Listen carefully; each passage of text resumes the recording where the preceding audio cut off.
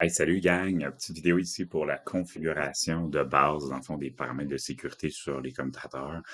Donc, on va configurer des paramètres essentiels du point, comme par exemple, là, dans le fond, là, les ports non utilisés, qu'est-ce qu'on fait avec, le VLAN natif, qu'est-ce qu'on fait avec, DTP, la négociation des trunks, la configuration juste des trunks en général, puis la description. Fait que ça, c'est juste des éléments qu'on devrait faire de base sur tous les ports dans notre topologie. Fait que j'ai une topologie ici.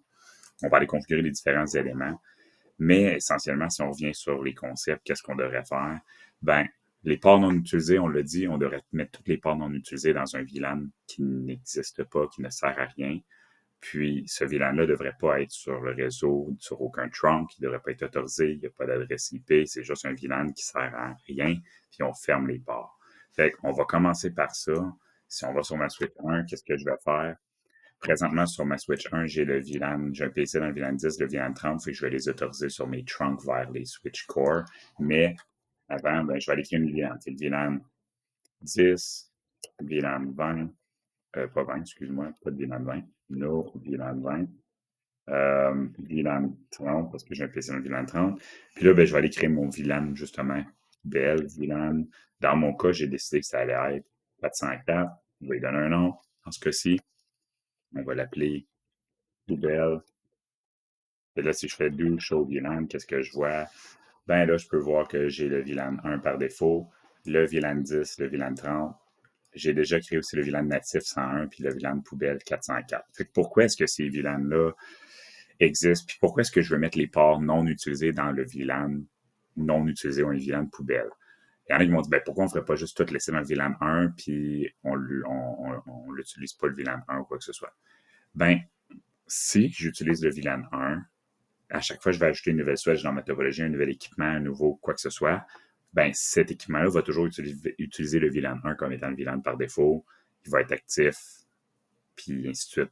Fait que je suis mieux de prendre autre chose au fur et à mesure tout le temps, puis de m'assurer qu'il n'y a rien qui prend le VLAN 1. Si j'ajoute un nouvel équipement par erreur, puis j'oublie de faire ça, ben le VLAN 1 va pas créer un problème. Il y a un plus gros risque en le faisant de cette méthode-là. On arrive au même résultat, mais il y a plus de chances de faire un erreur. Fait que j'ai créé le VLAN. Fait que là, la première des choses, on prend les ports non utilisés. Fait que moi, ce que je ferais au départ, avant même de commencer à configurer, si tu fais do, je fais do, show, run, regardons ma config, port F01 jusqu'à 24, les deux ports gigabits et les trunks vers les core sont configurés, mais même si j'avais pas configuré les trunks, moi, ce que je ferais, puis même pour les deux ports des PC, avant même de commencer, pour tous mes ports, ce que je ferais, c'est les configurer tout en même temps. Interface range F0/1 à 24.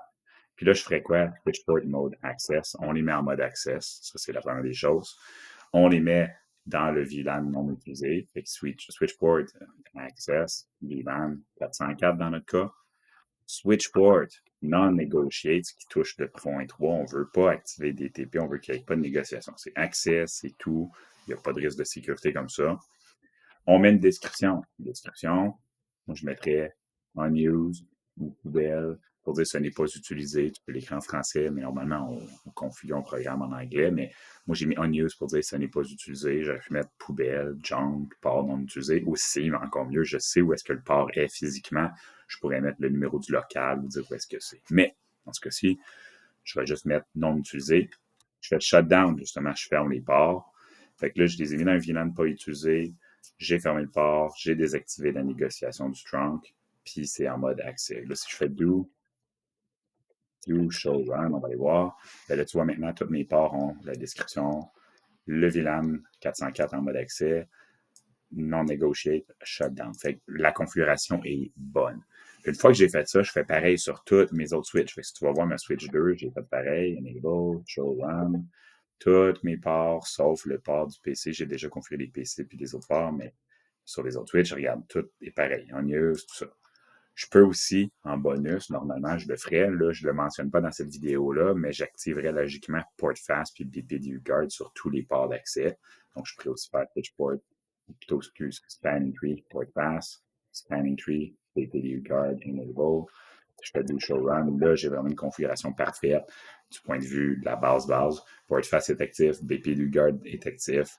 Pas de négociation, access, le VLAN poubelle, puis il y a une description. Donc, puis le port est éteint. Fait que tout est là. Maintenant que j'ai fait ça, ben, là, je le sais, il faut que j'aille configurer mes PC, mes ports, là. Si j'aurais inclus dans mes interfaces range les trunks, ça aurait été correct aussi. Après ça, ben, tu vas configurer les bons ports avec les bons paramètres que tu as besoin. Fait qu'on va commencer vers les ports d'accès de PC VLAN 10 puis 30. Qu'est-ce que je fais? Interface F0/1, c'est le port vers le PC VLAN 10, switchport mode. Donc, je peux faire no shutdown, je peux savoir, excuse-moi, no shutdown.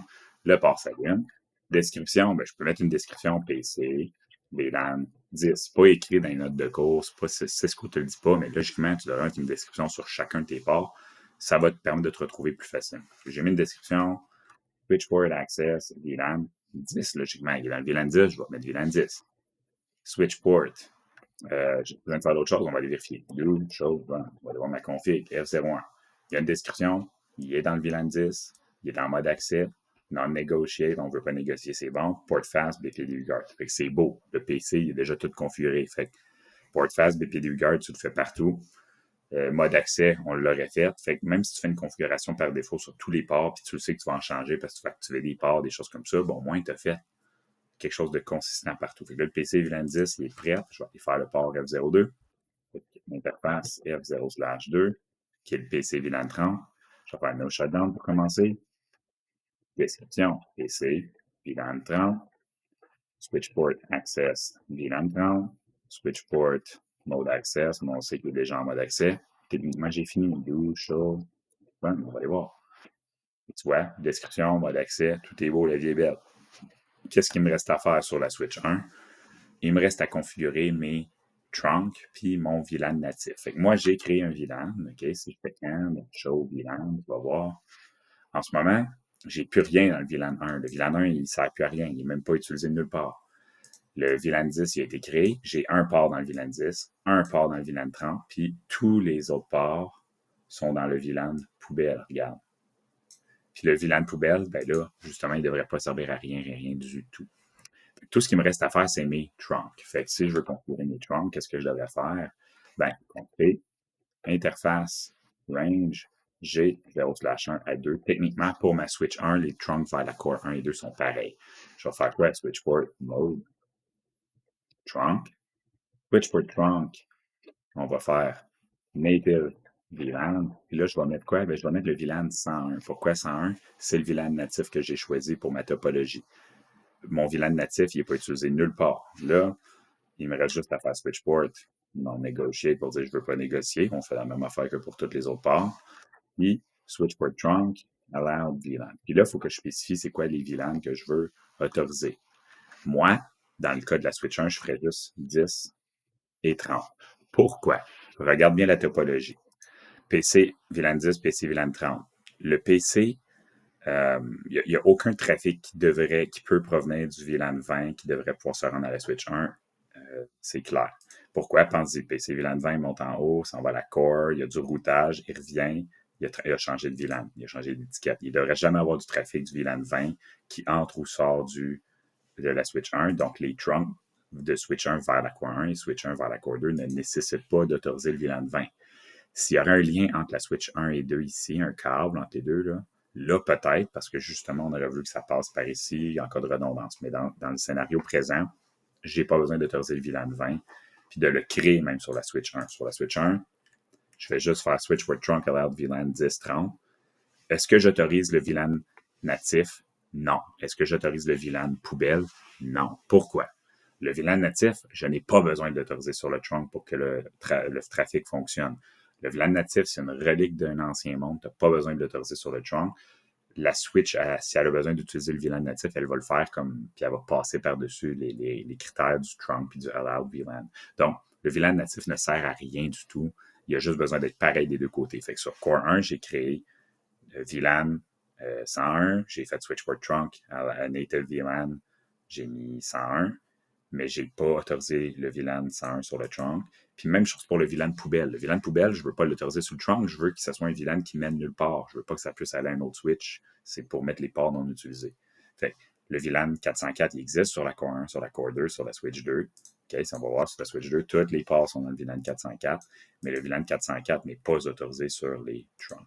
Fait du point de vue de Switch 1, switch port trunk, allowed VLAN 10/30.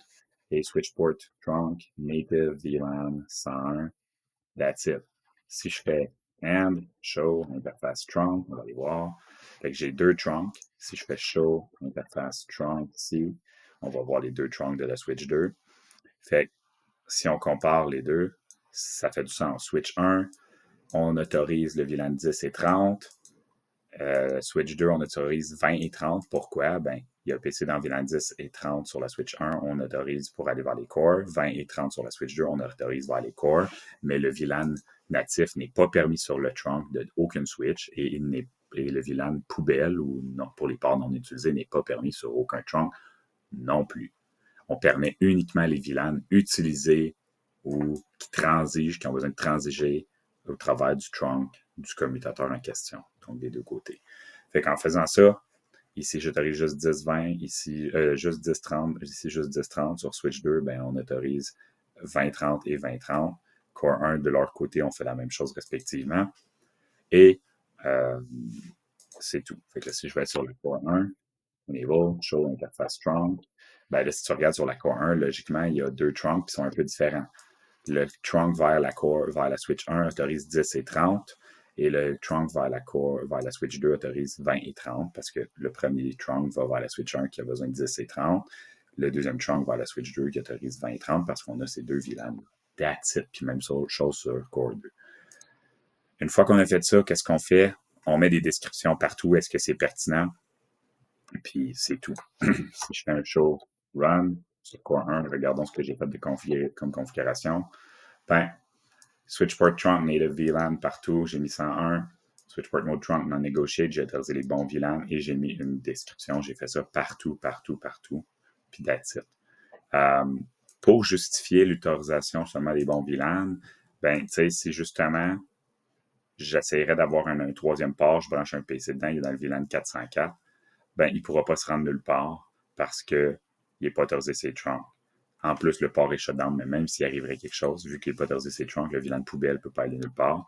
Le VLAN natif, si un hacker essaie de l'utiliser pour abuser du réseau ou faire des modifications du comportement, il ne pourra pas, le trunk n'autorisera pas le VLAN natif, donc il ne pourra pas faire ce qu'on appelle du double étiquetage. C'est plus sécuritaire. Fait que c'est juste ça que tu as à faire en tout temps sur tes topos. Switch 3, qu'est-ce que j'ai fait? J'ai fait la même affaire. Désactive les ports non utilisés, mais les dans un VLAN poubelle, ainsi de suite. Fait que vraiment pas plus compliqué que ça comme configuration. Puis pourquoi j'ai juste autorisé le VLAN 10 et 20? Mais comme j'ai dit tantôt, justement, si j'autorise le VLAN 10, 20 et 30 ici versus juste 10 et 30, quand un PC dans le VLAN 20 va avoir une diffusion, la Switch 1 va le recevoir, c'est pas pertinent. Fait que je veux juste recevoir le trafic proprement dit ou proprement nécessaire par ma Switch. Fait que ça ressemble à ça. J'espère que c'était pas trop compliqué, que ça vous donne un petit coup de pouce, mais tu peux maintenant rajouter ça dans ta trousse à outils. On se retrouve dans une prochaine vidéo. Salut!